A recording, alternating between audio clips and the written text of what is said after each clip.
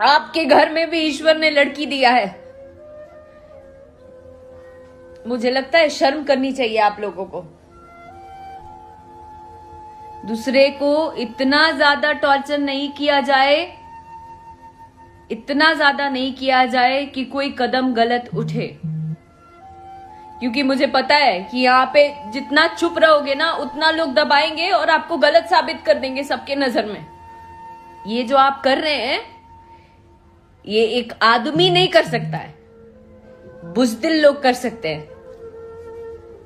जो एक दूसरे को दबाना चाहते हैं ना वो लोग कर सकते हैं। क्यों आप में दम नहीं है क्या? आप में दम नहीं है क्या सामने आने की? भोजपुरी के आकांक्षा दुबे की मौत होने के बाद अक्षरा सिंह ने लाइव आकर रोते हुए नजर आ रहे हैं और आकांक्षा दुबे को समझाते हुए नजर भी आ रही है। लेकिन अब समझाने से क्या ही फायदा है दोस्तों, क्योंकि आकांक्षा दुबे तो अब इस दुनिया से चली गई है। आकांक्षा दुबे को मौत होने से पहले एक गाना आया था पवन सिंह के साथ, जिस गाना का नाम था आरा। आकांक्षा दुबे की मौत की जिम्मेदार समर सिंह को बताया जा रहा है। आकांक्षा दुबे की मम्मी ने ऐसा सोशल मीडिया पे बताती हुई नजर आ रही है। अपना राय हमें कमेंट बॉक्स में जरूर बताइएगा। वीडियो को लाइक कर दीजिएगा।